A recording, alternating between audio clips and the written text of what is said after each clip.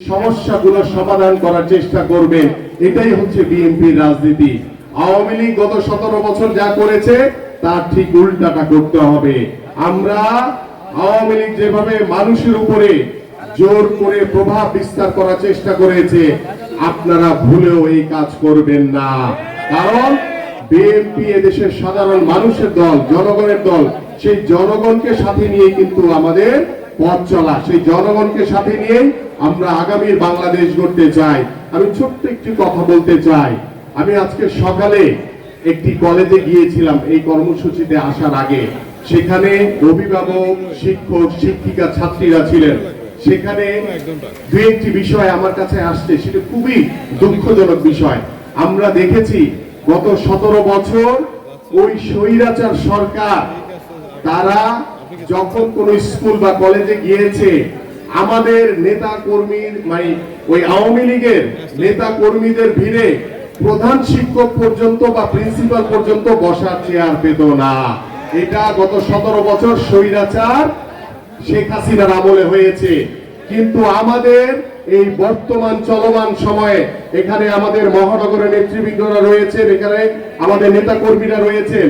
আপনাদেরকে বিভিন্ন স্কুল কলেজের বিভিন্ন প্রতিষ্ঠানে আপনাদেরকে দাওয়াত দেওয়া হয়, আপনারা সেখানে অবশ্যই যাবেন। কিন্তু স্কুল কলেজগুলোতে কখনোই পলিটিসাইজ করবেন না।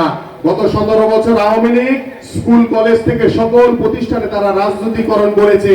কিন্তু আমরা কোন স্কুল কলেজে কোন প্রকার রাজনৈতিক প্রভাব বিস্তার করার চেষ্টা করবেন না।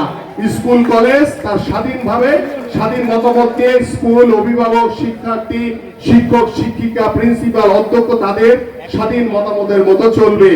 আমরা যাতে কখনো না শুনি যে গত 17 বছর আওয়ামী লীগের প্রভাবে স্কুল কলেজের প্রধান শিক্ষক বা অধ্যক্ষ তারা বসার চেয়ার পেত না। কিন্তু আপনারা যখন স্কুল প্রতিষ্ঠানে বা কলেজে যাবেন, যাকে দাওয়াত দেওয়া হবে শুধু তিনি যাবেন, আপনার সাথে কোনো নেতা কর্মী নিয়ে যাবেন না। কারণ স্কুলের ভিতরে কোনো রাজনৈতিক প্রতিষ্ঠান না এটা। সেখানে আপনারা অবশ্যই এটি গুরুত্ব সহকারে দেখবেন, এটি আপনাদের কাছে আমার বিনীত অনুরোধ রইল। পাশাপাশি আমরা যে বিষয়টি নিয়ে আমাদের আজকের যে কার্যক্রম, যে সদস্য নবায়ন, সেটি নিয়ে ইতিমধ্যে আমাদের বক্তারা বলেছেন এবং আমরাও বলার চেষ্টা করছি এবং আমাদের মাননীয় মহাসচিব তিনিও আপনাদের সামনে বলবেন। আমরা যে বিষয়টি আবারও বলতে চাই যে কোথাও কোনো যাতে বিএনপির নাম বদনাম হয়, এই ধরনের কোনো কর্মকাণ্ডের ভিতরে দয়া করে কেউ জড়াবেন না। আমি আবারও দৃঢ়ভাবে বলছি, কেউ যদি চাঁদাবাজি করে, কোনো দখলদারির সাথে জড়িত থাকে, আমাদের কাছে প্রমাণ আসা মাত্রই কিন্তু তার বিরুদ্ধে আমরা সাংগঠনিক ব্যবস্থা আগেও নিয়েছি, এখনো নিব ইনশাআল্লাহ। কারণ আমরা কোনো অন্যায়কারীকে, কোনো চাঁদাবাজিকে, কোনো দখলদারির কোনো প্রশ্রয় দেই না।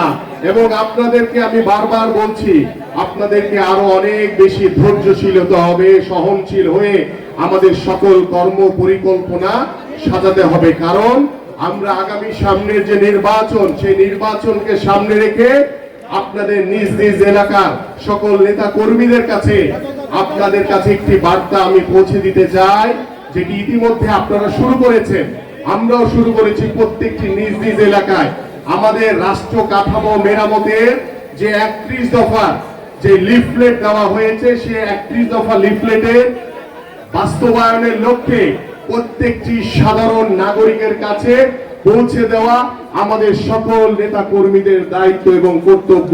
তাই আমি আপনাদের কাছে আহ্বান করব, আপনারা নিজ নিজ এলাকায় 31 দফার যে কর্ম পরিকল্পনা যে লিফলেট দেওয়া হয়েছে, শুধু ফটো সেশনের জন্য না, বাস্তবিক অর্থে দলের প্রয়োজনে, দেশের প্রয়োজনে, আপনার প্রয়োজনে ওই নিজ নিজ ঘরে গিয়ে ঘরের ভিতরে ঢুকে আপনারা সেই লিফলেটটি পৌঁছে দিবেন। পাশাপাশি আপনাদের কাছে আহ্বান করব যে আমাদের যারা দলীয় নেতা কর্মী রয়েছে এবং আমাদের অনেক বেশি মহিলা যারা নেতা কর্মীরা রয়েছে, মহিলা নেত্রীরা যারা রয়েছে, তাদেরকে আপনারা এখানে ঢুকাবেন, এখানে তাদেরকে সদস্য নবায়ন করবেন যারা আমাদের দলের একনিষ্ঠ কর্মী মহিলা। আমাদের বাংলাদেশে কিন্তু ভোটের অর্ধেক কিন্তু মহিলাদের, কিন্তু এখানে দেখেন আমাদের সকল পুরুষরা বসে আছে, মহিলার সংখ্যা খুব কম, ওই যে পিছনে 2-4 জনকে দেখা যাচ্ছে।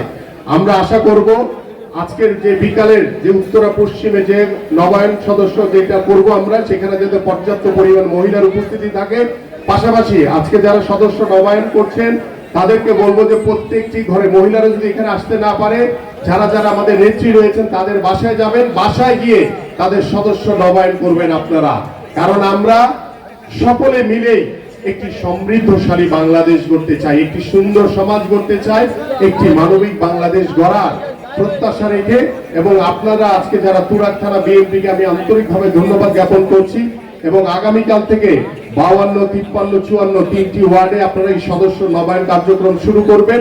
করার মাধ্যমে যেভাবে বলা হয়েছে সদস্য যে সংগ্রহটি স্লিপটি তাদেরকে দিবেন, বাকি পুরো বইটি সরাসরি আমার কাছে আপনারা হ্যান্ডওভার করবেন, অন্য কোনো মাধ্যমে দিবেন না। ঠিক আছে, আপনাদেরকে বুঝাইতে পারছি আমি যারা করছেন? জি ধন্যবাদ। তো আপনাদের